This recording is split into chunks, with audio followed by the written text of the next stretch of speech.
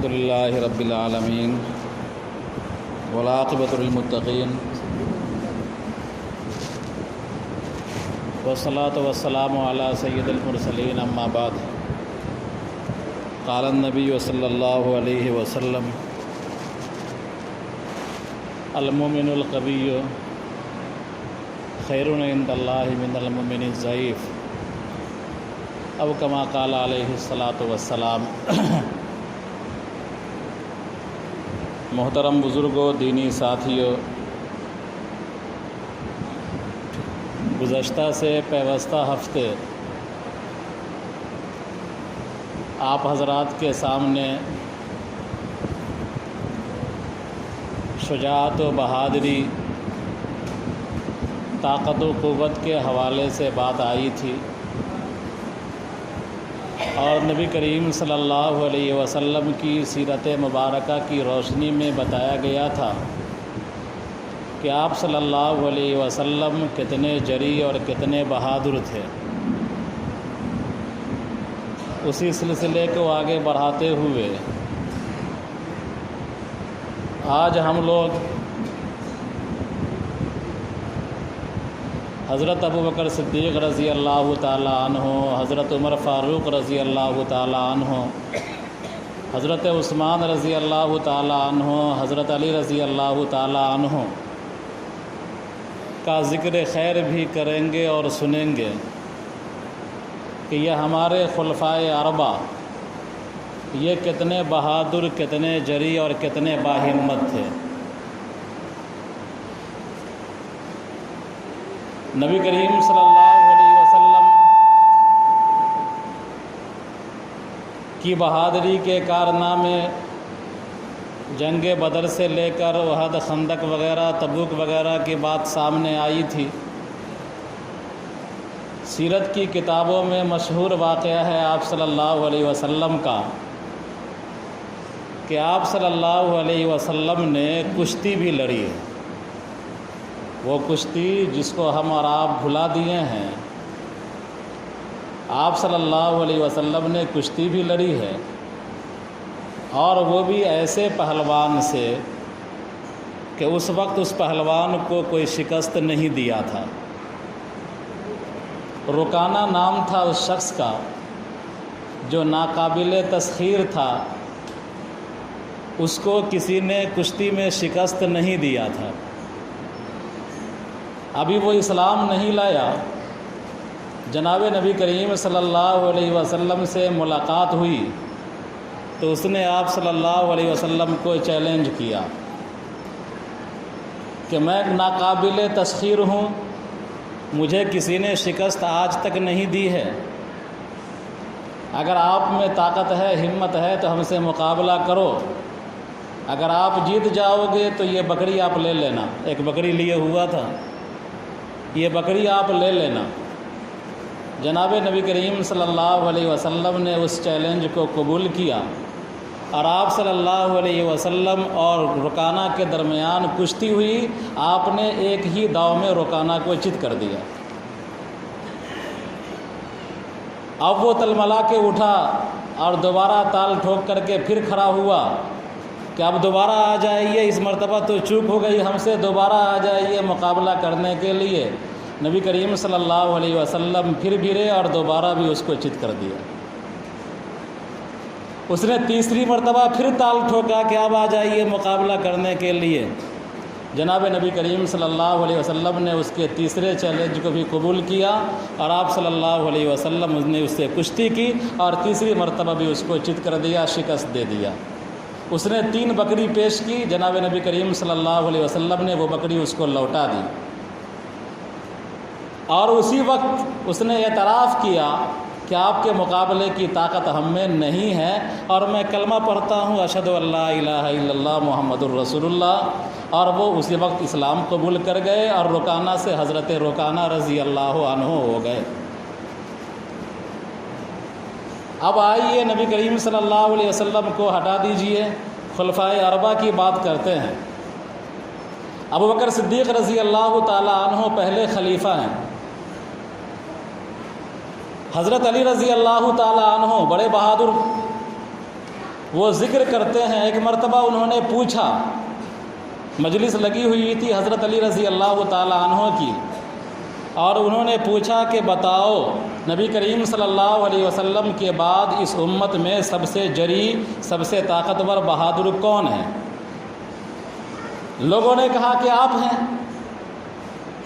حضرت علی رضی اللہ تعالیٰ عنہ نے کہا کہ ایسی بات تو نہیں، گرچہ اتنی بات تو ہے کہ میرے مقابلے میں جو آیا اس کا حساب باق ہو گیا، لیکن جانتے ہو اس امت میں سب سے بڑے بہادر کون ہیں؟ پھر حضرت علی رضی اللہ تعالیٰ عنہ نے ذکر کیا کہ اس امت کے سب سے بڑے بہادر حضرت ابوبکر صدیق رضی اللہ تعالیٰ عنہ ہیں۔ اور پھر کہا کہ جنگ بدر کا موقع تھا، ہم لوگوں نے نبی کریم صلی اللہ علیہ وسلم کے لیے ایک چھپر کا سائبان بنا دیا کہ آپ وہیں پر قیام پذیر ہوں۔ حفاظت کی بات آئی کہ رسول اللہ صلی اللہ علیہ وسلم کا باڈی گارڈ کون ہوگا، کون حفاظت کرے گا؟ حضرت ابوبکر صدیق رضی اللہ تعالیٰ عنہ نے کہا کہ میں حفاظت کروں گا، اور آپ رضی اللہ تعالیٰ عنہ ننگی تلوار لیے اور پورے جنگ کے دوران حضور صلی اللہ علیہ وسلم کے سرہانے کھڑے رہے، کسی کو نزدیک تک آنے نہیں دی۔ یہ حضرت ابوبکر کی بہادری کا واقعہ حضرت علی نے سنایا۔ جب آپ صلی اللہ علیہ وسلم مکہ میں تھے تو ایک مرتبہ کفار آپ صلی اللہ علیہ وسلم پر ٹوٹ پڑے، لات غصہ چلانے لگے، کھینچنے لگے، گھسیٹنے لگے۔ ابوبکر صدیق رضی اللہ تعالیٰ عنہ کی نظر پڑ گئی کہ نبی کریم صلی اللہ علیہ وسلم کو پیٹا جا رہا ہے، کئی لونڈے جمع ہیں اور کفار کے سرداران جمع ہیں، سب مل کر کے مار رہے ہیں۔ ابوبکر صدیق رضی اللہ تعالیٰ عنہ کے بارے میں حضرت علی بیان کرتے ہیں کہ ابوبکر اٹھے اور اکیلا کفار کے جم گھٹے میں گھس کر کے کسی کو دھکا مارا، کسی کو لتیایا، کسی کا گلا پکڑ کے دبایا، کھینچا، بھگایا، اور اکیلے بھر کر کے کفار کے ان تمام کتوں کو جو نبی کریم صلی اللہ علیہ وسلم سے الجھ رہے تھے دفاع کر دیا، ہٹا دیا، دور بھگا دیا۔ اور اس وقت ابوبکر صدیق رضی اللہ تعالیٰ عنہ سے مقابلے کی کوئی تاب نہ لا سکا۔ یہ حضرت علی رضی اللہ تعالیٰ عنہ نے ابوبکر صدیق رضی اللہ تعالیٰ عنہ کے بہادری کے واقعات سنائے۔ تو ہمارے پہلے خلیفہ ابوبکر صدیق رضی اللہ تعالیٰ عنہ ظاہری اعتبار سے یہ بہادر تھے، اور قوت ارادی اتنی مضبوط تھی، یعنی اندرونی قوت ایسی تھی کہ آپ صلی اللہ علیہ وسلم کے وصال کا صدمہ معمولی صدمہ نہیں تھا، اور اتنا بڑا صدمہ کہ لوگوں کے پیر اکھڑ رہے تھے، لوگ حواس باختہ ہو گئے تھے، کوئی یقین کرنے کو تیار نہیں تھا کہ نبی کریم صلی اللہ علیہ وسلم پردہ فرما گئے ہیں۔ اس وقت ابوبکر صدیق رضی اللہ تعالیٰ عنہ نے خود کو بھی سنبھالا اور پوری قوم کو سنبھالا۔ اگر ابوبکر بھی لڑکھڑا جاتے اس وقت تو امت لڑکھڑا جاتی، لیکن ابوبکر صدیق رضی اللہ تعالیٰ عنہ نے اس موقع پر سنبھالا، آپ صلی اللہ علیہ وسلم کی تجہیز و تکفین کا انتظام فرمایا، اور پھر اس کے بعد جب ان کو خلیفہ بنایا گیا تو پہلا فیصلہ جو ابوبکر صدیق رضی اللہ تعالیٰ عنہ نے کیا تھا، ایک لشکر کی روانگی کا فیصلہ فرما چکے تھے جناب نبی کریم صلی اللہ علیہ وسلم، اور وہ لشکر کسی وجہ سے رک گیا تھا۔ آپ صلی اللہ علیہ وسلم نے حکم دیا کہ وہ لشکر، آپ رضی اللہ تعالیٰ عنہ نے حکم دیا کہ وہ لشکر روانہ کیا جائے، اور بہت سارے وہ لوگ جو مسلمان ہو گئے تھے لیکن اسلام ان کے دلوں کے اندر آیا نہیں تھا، زکوٰۃ دینے سے انکار کر دیے تھے، اس وقت ابوبکر صدیق رضی اللہ تعالیٰ عنہ دین کی حمایت کے لیے، دین کی حفاظت کے لیے چٹان بن کر کھڑے ہو گئے اور کہنے لگے کہ ان لوگوں سے جہاد کیا جائے گا، ان لوگوں سے قتال کیا جائے گا، یہ دین سے پھر گئے ہیں، یہ مرتد ہو گئے ہیں۔ لوگ منع کر رہے تھے کیوں جہاد کیجیے گا ان لوگوں سے، ابھی حالات ایسے نہیں ہیں، لیکن آپ رضی اللہ تعالیٰ عنہ نے کہا اینقص الدین وانا حی، کیا دین میں کٹوتی کی جائے گی؟ لوگ زکوٰۃ دینے سے انکار کریں گے، لوگ ارتداد کو اختیار کریں گے، مرتد ہوں گے لوگ، اور ابوبکر زندہ رہے، یہ گوارا نہیں کر سکتا ہے۔ ابوبکر رضی اللہ تعالیٰ عنہ نے ان تمام لوگوں کے خلاف جہاد کیا۔ اب آئیے دوسرے خلیفہ حضرت عمر فاروق رضی اللہ تعالیٰ عنہ، وہ کتنے جری ہیں، کتنے بہادر ہیں کہ صحابہ کرام رضوان اللہ علیہم اجمعین بیان کرتے ہیں کہ عمر فاروق رضی اللہ تعالی عنہ مراد رسول ہیں، یعنی آپ صلی اللہ علیہ وسلم کی دعاؤں کا ثمرہ ہیں، نتیجہ ہیں۔ آپ صلی اللہ علیہ وسلم نے دعا کیا تھا کہ اے اللہ اسلام کو تقویت دے، اب عمر کو توفیق دے کر کے یا ہشام کو توفیق دے کر کے، تو آپ کی دعا عمر کے حق میں قبول ہو گئی، تو مراد رسول کہا جاتا ہے عمر فاروق رضی اللہ تعالیٰ عنہ کو۔ ان کی بہادری کا یہ عالم کہ صحابہ کرام بیان کرتے ہیں کہ جب تک عمر فاروق رضی اللہ تعالیٰ عنہ اسلام قبول نہیں کیے تھے، اپنے آپ کو ہم لوگ مجبور اور بے بس سمجھ رہے تھے، لیکن جیسے ہی عمر فاروق رضی اللہ تعالیٰ عنہ نے اسلام قبول کیا، ویسے ہی ہم لوگوں کے اندر توانائی آ گئی، طاقت آ گئی، اور کفار یہ کہنے لگے کہ مسلمانوں نے ہمارے ظلم کا انتقام آج لے لیا کہ عمر فاروق رضی اللہ تعالیٰ عنہ کو مسلمان بنا لیا۔ تمام لوگوں نے ہجرت کیا۔ جب آپ صلی اللہ علیہ وسلم نے ہجرت کا حکم دیا تو سب لوگوں نے ہجرت کیا، ایک اکیلا، دو کر کے، تین کر کے، چار کر کے، اس طرح لوگ چھپ چھپا کر کے نکلتے رہے، مکہ چھوڑتے رہے اور مدینہ پہنچتے رہے۔ لیکن جب حضرت عمر فاروق رضی اللہ تعالیٰ عنہ نے ہجرت کا ارادہ کیا تو آپ نے تلوار گلے میں لٹکائی، کاندھے پر کمان رکھا، تیر چلانے والا، اور مٹھی میں تیر لیا، اور خانہ کعبہ کا پرسکون انداز میں طواف کیا، اور طواف کرنے کے بعد قریش کی ٹولی کے پاس گئے، کفار کے اس مجمع کے پاس گئے جو بیٹھا ہوا تھا مکہ میں، اور وہاں جا کر کے اعلانیہ کہا کہ دیکھو میں ہجرت کر کے جا رہا ہوں، مکہ چھوڑ رہا ہوں، مدینہ جا رہا ہوں، تم میں سے کوئی اگر یہ چاہتا ہے کہ اس کا بچہ یتیم ہو جائے، تم میں سے کوئی یہ چاہتا ہے کہ اس کی ماں اس کو روئے، تم میں سے کوئی یہ چاہتا ہے کہ اس کی بیوی رانڈ ہو جائے، بیوہ ہو جائے، تو آئے فلاں وادی میں ہم سے مقابلہ کر لے، دو بدو کر لے، میں جا رہا ہوں اعلانیہ ہجرت کر کے۔ چنانچہ قریش دم بخود ہو گئے، اور کسی میں ہمت نہیں ہوئی عمر فاروق رضی اللہ تعالیٰ عنہ سے دو ہاتھ کرتا یا آگے بڑھ کر کے ان کو روکنے کی کوشش کرتا۔ اب آگے چلیے، حضرت عثمان رضی اللہ تعالیٰ عنہ کتنے جری اور کتنے بہادر تھے، بہادری کی سیریز چل رہی ہے۔ حضرت عثمان غنی رضی اللہ تعالیٰ عنہ سراپا علم،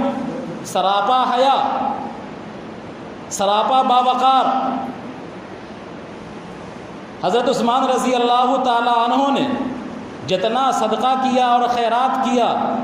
یہ مضبوط قوت ارادی کا مالک ہی کر سکتا ہے۔ صبح سے لے کر شام تک وہ صدقہ و خیرات کیا کرتے تھے، اندرونی اعتبار سے اتنے مضبوط تھے اور عقیدہ بھی اتنا ٹھوس تھا، لیکن ظاہری اعتبار سے بھی ان کے آخری ایام کا واقعہ ہے کہ حضرت عثمان غنی رضی اللہ تعالیٰ عنہ کو بلوائیوں نے گھیر لیا تھا، اور جس محل میں حضرت عثمان رضی اللہ تعالیٰ عنہ تھے اس محل کو چاروں طرف سے فسادیوں نے، فتنہ پروروں نے گھیر لیا تھا، اور کوشش کر رہے تھے کہ اندر گھس کر کے عثمان کو مقابلہ کر کے عثمان کو قتل کر دیں، ان کو شہید کر دیں۔ حضرت عثمان رضی اللہ تعالیٰ عنہ خلیفہ تھے، امیر المومنین تھے، اگر آپ حکم دیتے تو تمام لوگ جو رضاکارانہ فوجی خدمت انجام دے رہے تھے، تمام لوگ حضرت عثمان کی حمایت میں آ جاتے اور ان بھلوائیوں کا قلعہ کما کر دیتے، تمام کو موت کے گھاٹ اتار دیا جاتا۔ لیکن حضرت عثمان رضی اللہ تعالیٰ عنہ کو جناب نبی کریم صلی اللہ علیہ وسلم نے کہا تھا، یہ فرمایا تھا کہ اے عثمان، جو خلعت خلافت تم کو پہنایا جائے اس کو کبھی اتارنا مت۔ تو حضرت عثمان رضی اللہ تعالیٰ عنہ قصر خلافت میں بیٹھے رہے، بلوائی چاروں طرف سے گھیرے رہے، نہ گھبرایا، نہ جزا فضا کیا، نہ امت میں لکو لڑوایا، اور نہ فوجیوں کو حکم دیا کہ ان بلوائیوں کا قلعہ کما کر دیا جائے، بلکہ صبر کرتے رہے، قرآن کی تلاوت کرتے رہے، تاکہ بلوائی اندر گھس گئے اور انہوں نے آپ کو شہید کر دیا۔ اور جس وقت آپ شہید ہو رہے تھے اس وقت آپ کی انگلی تھی فَسَيَكْفِيكَهُمُ اللَّهُ وَهُوَ السَّمِيعُ الْعَلِيمُ، کہ عنقریب اللہ ان سے نمٹ لے گا، یہ ظالم لوگ ہیں۔ تو بہرحال حضرت عثمان غنی رضی اللہ تعالی عنہ نے بہادری اور ہمت اور صبر کا دامن تھامتے ہوئے، تمام خلفائے اربعہ ہمارے لیے رول ماڈل ہیں، سب کی زندگی میں ہمارے لیے اسوہ اور نمونہ ہیں۔ تو بہادری کا دامن تھامتے ہوئے، صبر اختیار کرتے ہوئے آپ رضی اللہ تعالیٰ عنہ نے شہادت کو گوارا کر لیا۔ چوتھے خلیفہ ہمارے حضرت علی رضی اللہ تعالیٰ عنہ ہیں۔ ان کی بہادری اور شجاعت کے کارنامے سب جانتے ہیں۔ بچہ بچہ ان کی شجاعت سے اور ان کی بہادری سے واقف ہے۔ وہ خود کہتے ہیں کہ جب بھی میدان میں کسی سے مقابلہ ہوا، میں نے اس کا حساب باغ کر دیا اللہ کے فضل سے، یعنی اس کا قلعہ کما کر دیا، وہ ہمارے ہاتھ سے کیفر کردار کو پہنچا۔ خیبر کا موقع ہے، جنگ خیبر کا۔ حضرت علی رضی اللہ تعالیٰ عنہ بیمار ہیں، اور بیمار بھی کیسے ہیں؟ آنکھ میں تکلیف ہے، آنکھ دکھ رہی ہے۔ خیبر کا قلعہ فتح نہیں ہو رہا ہے، یہودی پوری مضبوطی کے ساتھ ڈٹے ہوئے ہیں، کئی دن سے محاصرہ جاری ہے۔ آپ صلی اللہ علیہ وسلم نے اعلان کیا کہ کل میں جھنڈا ایسے شخص کو دوں گا جس کے ہاتھ پر اللہ تعالیٰ اس قلعے کو فتح کرائے گا۔ اب لوگ پریشان تھے کہ کس کے نام کی لاٹری آج نکلتی ہے، کس کے نام کا اعلان ہوتا ہے، اور کس کو یہ امتیاز اور یہ خصوصیت ملتی ہے کہ فاتح خیبر کہلائے۔ آپ صلی اللہ علیہ وسلم نے صبح کو حضرت علی کو بلایا، اور حضرت علی کو بلانے کے بعد ان کے ہاتھ میں جھنڈا دیا کہ آج یہ جھنڈا تیرے ہاتھ میں ہے اور تیرے ذریعے سے فتح ہوگا انشاءاللہ خیبر کا علاقہ۔ حضرت علی نے شکایت کی کہ آنکھ میری دکھ رہی، آنکھ میں تکلیف ہے۔ آپ صلی اللہ علیہ وسلم نے اپنا لعاب دہن حضرت علی کی آنکھ میں لگایا، جس کی وجہ سے آپ کی آنکھ بالکل شفا یاب ہو گئی اور آپ کی ساری تکلیفیں دور ہو گئی۔ مورخین بیان کرتے ہیں کہ جب حضرت علی رضی اللہ تعالیٰ عنہ جھنڈا لے کر کے خیبر کے قریب پہنچے، آپ کے ہاتھ میں ڈھال بھی تھی، اور پھر آپ لڑائی شروع کر دیے ان یہودیوں سے جو خیبر میں ڈٹے ہوئے تھے، لڑائی شروع کر دی۔ آپ کی ڈھال ہاتھ سے چھوٹ گئی یا ڈھال ٹوٹ گئی۔ روایت میں آتا ہے، مورخین محدثین بھی بیان کرتے ہیں، مورخین بھی بیان کرتے ہیں کہ آپ رضی اللہ تعالیٰ عنہ نے خیبر کے قلعے کا جو گیٹ تھا، اس گیٹ کو اپنے ہاتھوں میں اٹھا لیا اور ڈھال بنا کر کے لڑتے رہے۔ ایک ہاتھ سے تلوار چلا رہے تھے اور ایک ہاتھ سے وہ خیبر کا دروازہ ایک ہاتھ سے پکڑے ہوئے اور دشمنوں کے وار کو روک رہے تھے، اور ایک ہاتھ سے تلوار چلا رہے تھے۔ اور بالآخر اللہ کے رسول صلی اللہ علیہ وسلم کی بشارت پوری ہوئی اور خیبر کا علاقہ فتح ہو گیا، خیبر کا قلعہ فتح ہو گیا، مسلمان اندر داخل ہو گئے۔ مورخین بیان کرتے ہیں کہ اس وقت جو لوگ شریک تھے انہوں نے ذکر کیا کہ اس دروازے کو بعد میں ہم لوگوں میں سے 7 آدمی، کسی نے لکھا ہے 7، کسی نے لکھا ہے 60، تو ہم میں سے 7 آدمی یا 60 آدمی اس دروازے کو پلٹنا چاہا تو 7 آدمی یا 60 آدمی مل کر اس دروازے کو پلٹ نہ سکے، اور حضرت علی اس دروازے کو ایک ہاتھ میں لے کر کے دوسرے ہاتھ سے تلوار چلا رہے تھے۔ بہرحال یہ ہمارے خلفائے اربعہ ہیں، اور ان کی زندگی کے یہ کارنامے ہیں، یہ اتنے جری اور اتنے بہادر تھے۔ لہذا میں یہ واقعہ صرف اس لیے سنا رہا ہوں کہ ہم کو اور آپ کو بھی اپنی فٹنس، اپنی صحت اور اپنے